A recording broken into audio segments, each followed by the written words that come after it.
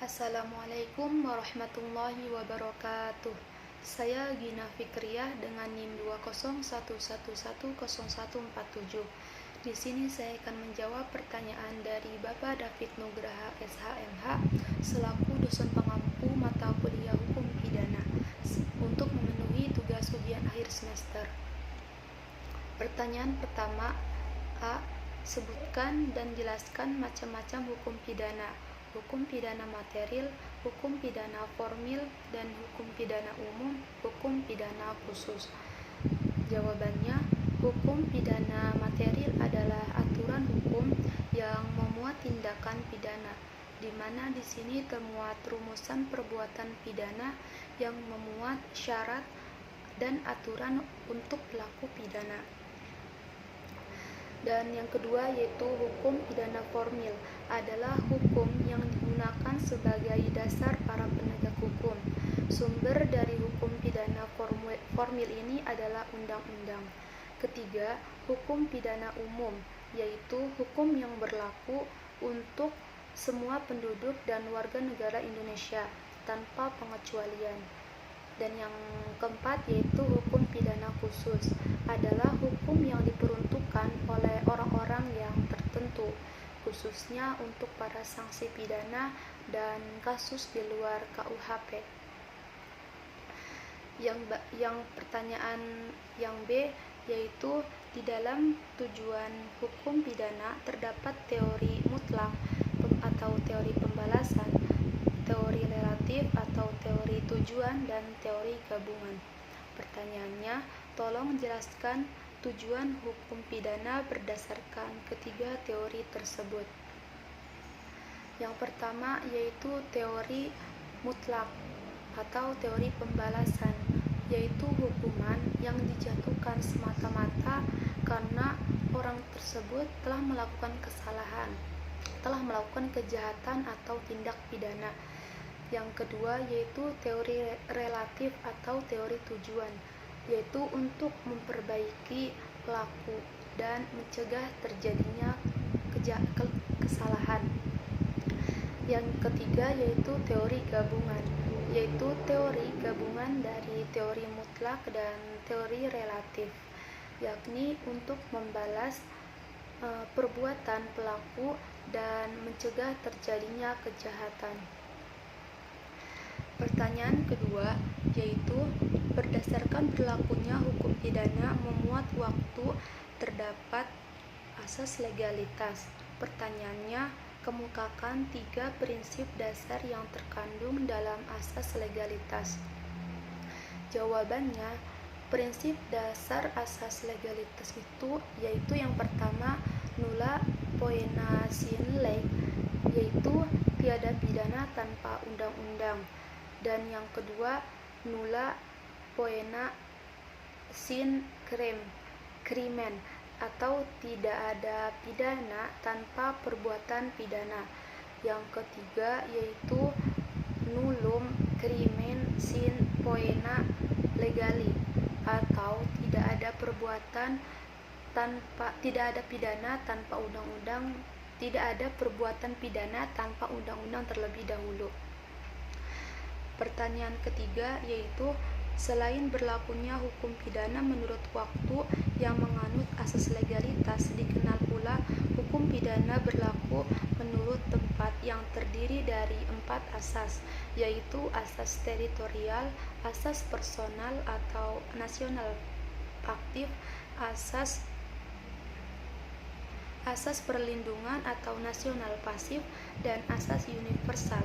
Pertanyaannya, jelaskan masing-masing asas tersebut. Jawabannya yaitu asas teritorial adalah dasar berlakunya yaitu tempat atau wilayah hukum negara. Jadi apapun kewarganegaraannya dan siapapun orangnya, di mana ditentukan dalam pasal 2 KUHP. Yang kedua yaitu asas perlindungan, yakni nasional pasif, yaitu untuk kepentingan hukum dan dilindungi dari suatu negara. Jadi dengan asas ini siapapun warga negara Indonesia dan warga negara asing di luar RI, di mana dalam pasal 4 KUHP ayat 1 dan 3. Yang selanjutnya yaitu asas personalitas atau nasional aktif, di mana asas ini berlaku untuk warga negara Indonesia dimanapun keberadaannya dan atau di luar RI, di mana berdasarkan pasal 5 KUHP.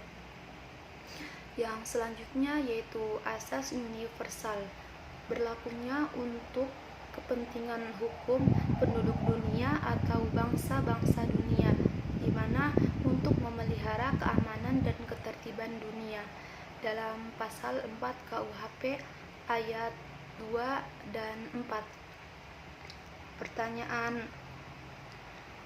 Pertanyaan keempat yaitu sebutkan unsur-unsur percobaan dan berikan contoh dari dasar hukumnya. Jawabannya yaitu pertama, adanya niat atau kehendak dari si pelaku. Yang kedua yaitu adanya permulaan pelaksanaan dari niat atau kehendak tersebut. Yang ketiga yaitu pelaksanaannya tidak selesai semata-mata bukan karena kehendak dari pelaku. Contohnya yaitu di sini saya mencontohkan X adalah pelaku dan Y adalah yang mempunyai barang pencurian tersebut, yakni kasusnya adalah X sebagai melaksanakan niatnya untuk mencuri televisi dari rumah Y. Kemudian X membongkar dan merusak jendela dari rumah Y, lalu masuk ke rumah Y dan mengangkat kemudian mengeluarkan televisi milik Y tersebut. Tetapi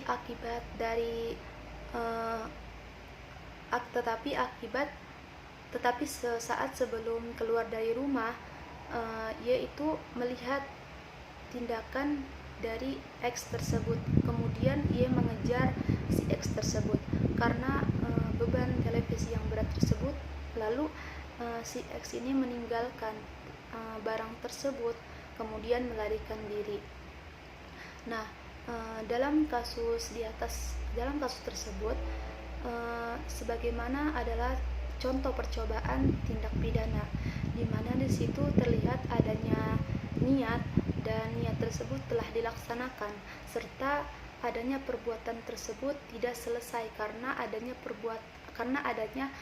faktor lain dari luar si pelaku. Nah, dari contoh tersebut sebagaimana dalam dasar hukum dari percobaan tersebut yaitu dalam pasal 53 KUHP.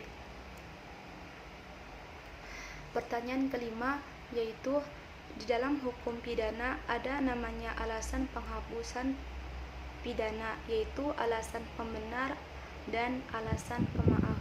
Pertanyaannya, sebutkan dan jelaskan perbedaan tersebut dan berikan contoh beserta dasar hukumnya. Jadi, yang pertama itu alasan pembenar, yaitu alasan yang menghapuskan sifat melawan hukumnya suatu perbuatan, sehingga apa yang dilakukan oleh terdakwa kemudian menjadi suatu perbuatan yang patut dan benar. Contohnya yaitu seperti Satpol PP yang melaksanakan tugasnya untuk menghancurkan rumah-rumah bordir atau meminum minuman keras, di mana tindakan yang Satpol PP lakukan ini adalah bukan tindakan kesalahan, melainkan adalah sebuah pelaksanaan dari tugasnya tersebut. Maka tindakan tersebut tidak termasuk kesalahan dan patut dibenarkan karena merupakan bagian dari melaksanakan undang-undang, yakni dalam pasal 50 KUHP. Dan yang kedua yaitu alasan pemaaf, yaitu alasan yang menghapuskan kesalahan dari pelaku tindak pidana. Contohnya yaitu tidak maunya bertanggung jawab karena adanya faktor kegilaan dari seseorang tersebut, maka uh, maka seseorang tersebut dinyatakan tidak tidak tidak tidak bersalah gitu, karena kan orang gila itu termasuk orang yang tidak mempunyai atau tidak memiliki suatu kemampuan untuk memilih mana yang dilarang dan mana yang diperintahkan oleh undang-undang. Baiklah, mungkin cukup sekian yang bisa saya sampaikan, kurang dan lebihnya saya mohon maaf. Wabillahi taufiq wal hidayah. Wassalamualaikum warahmatullahi wabarakatuh.